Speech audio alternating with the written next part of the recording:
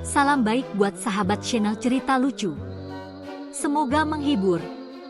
Yuk kita mulai ceritanya.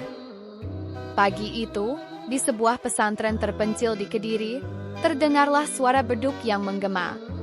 Santri-santri dengan pakaian serba putih dan kain sarung berwarna cerah, mulai berdatangan ke masjid untuk melaksanakan salat subuh. Ada yang berjalan tertatih, ada yang masih setengah tidur, dan ada pula yang dengan penuh semangat berlari seakan-akan ada lomba maraton. Di antara kerumunan santri itu, ada seorang santri dari Sunda yang baru pertama kali menginjakan kaki di pesantren tersebut. Namanya Ujang, seorang pemuda ceria dengan kulit sawo matang, rambut yang selalu kusut, dan senyum lebar yang selalu menghiasi wajahnya. Ujang ini sebenarnya bukan orang yang religius. Ia lebih dikenal sebagai anak muda yang suka bercanda dan sering membuat orang tertawa. Tapi karena ia merasa terpaksa, akhirnya ia ikut berangkat ke pesantren ini atas permintaan orang tuanya. Ujang, kamu harus jadi santri yang baik. Kalau tidak, bisa-bisa kamu jadi kiai di sana, kata ibunya dengan serius sebelum ia berangkat.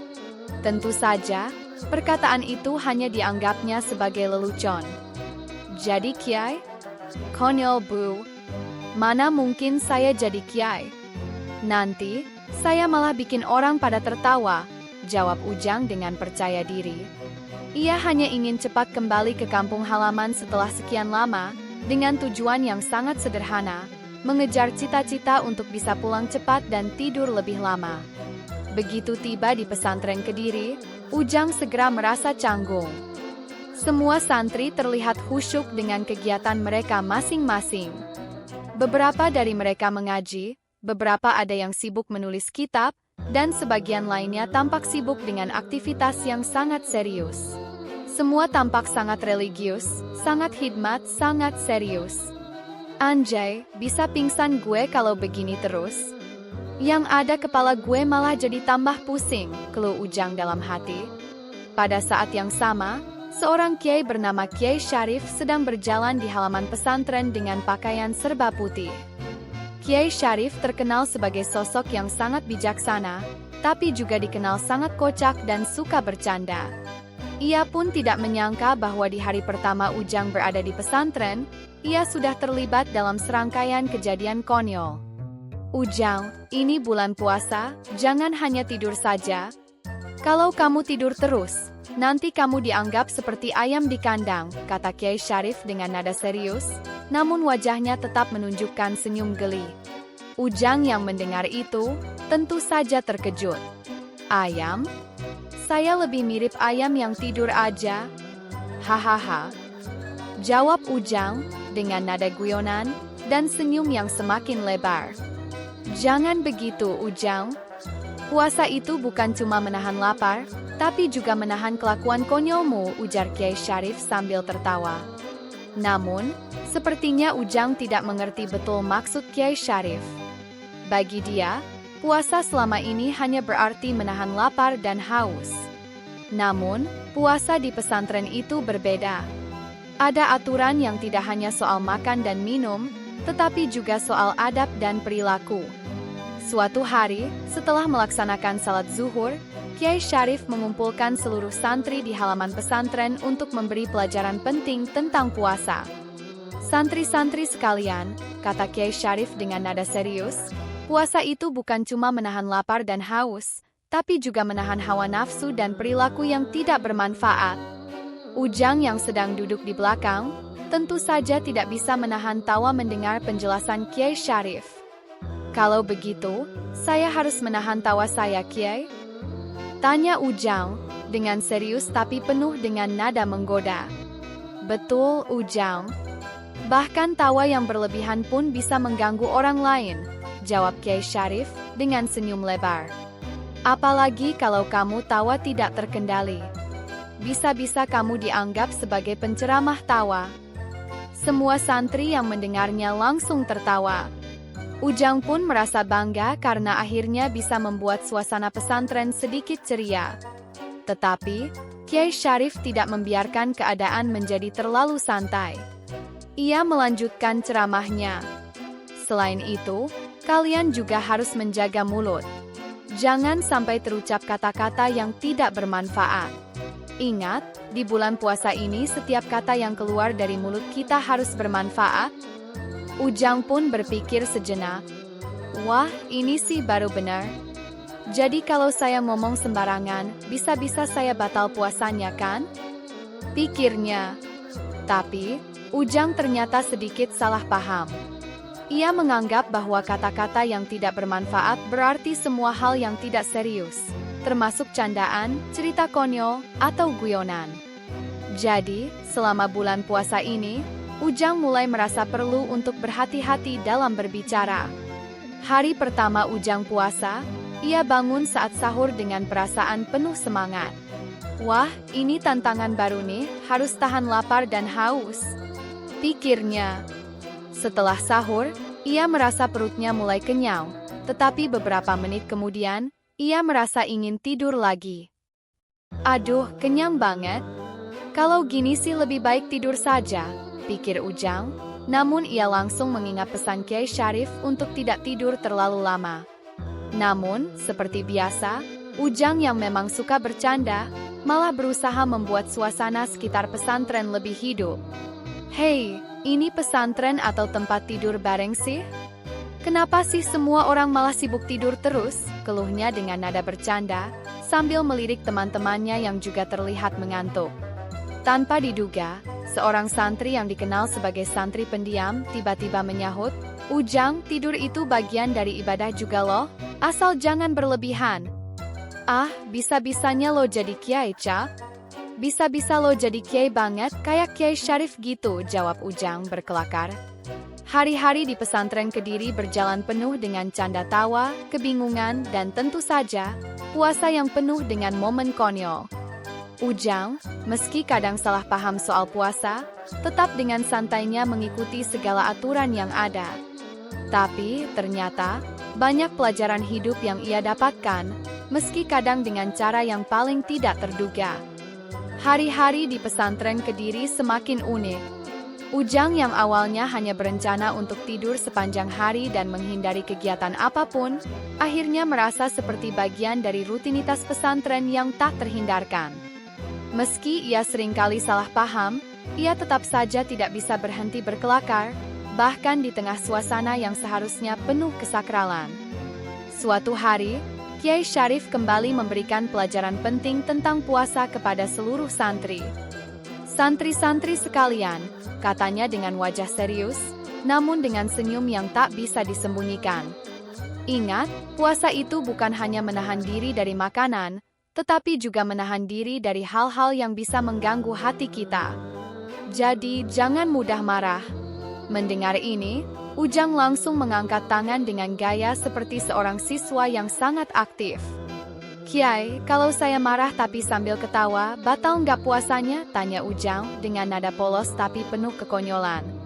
Semua santri pun tertawa terbahak-bahak. Kiai Syarif yang sudah terbiasa dengan keisengan Ujang hanya menggelengkan kepala sambil tersenyum. Ujang, kalau kamu marah sambil ketawa, mungkin kamu malah bikin orang lain pusing.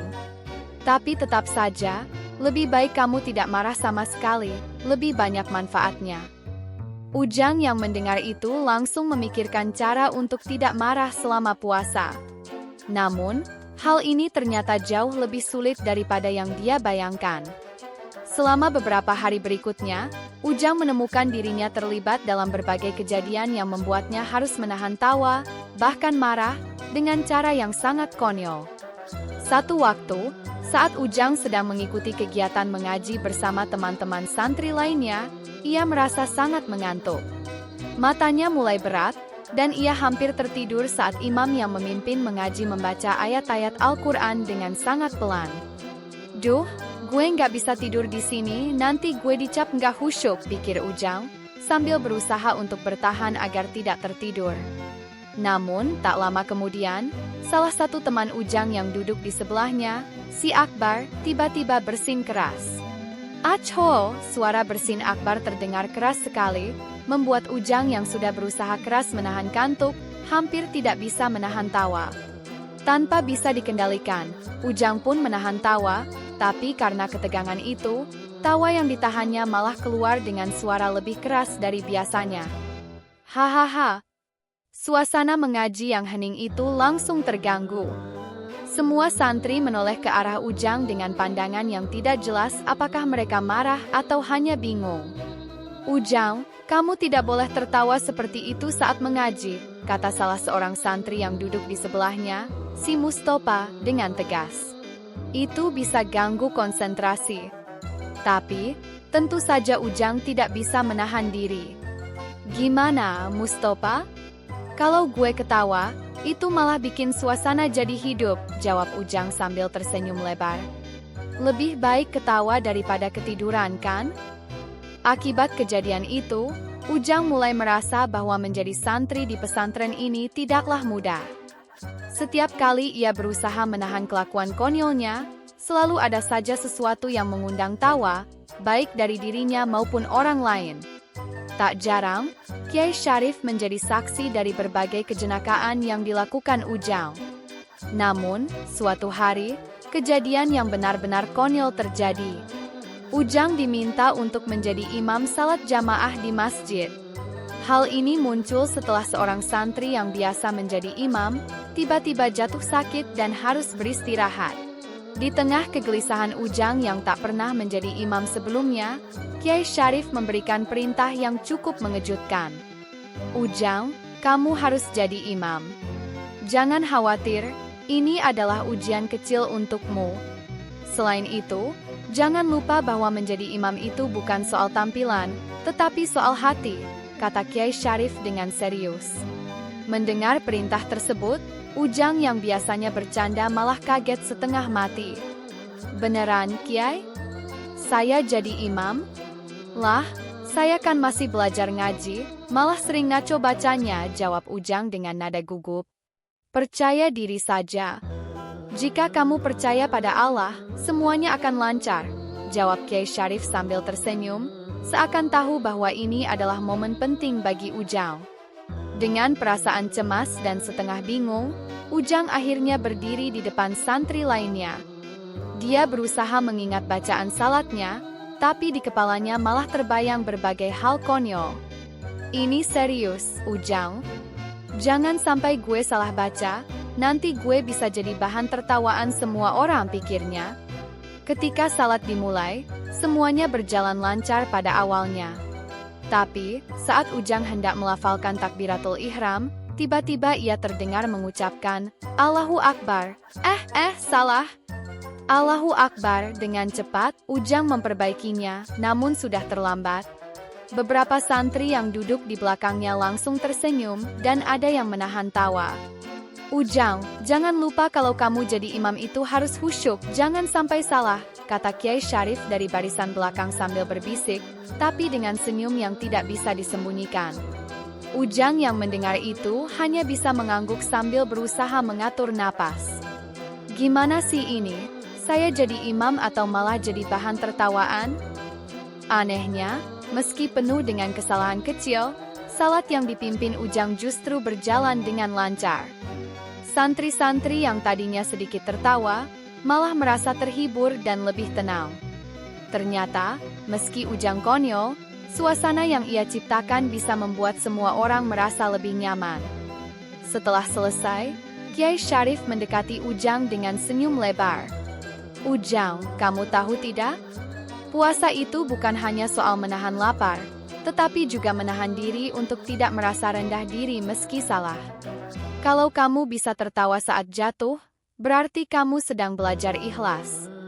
Ujang terdiam mendengarnya. Jadi, salah itu nggak masalah, Kiai? Yang penting kita nggak menyerah?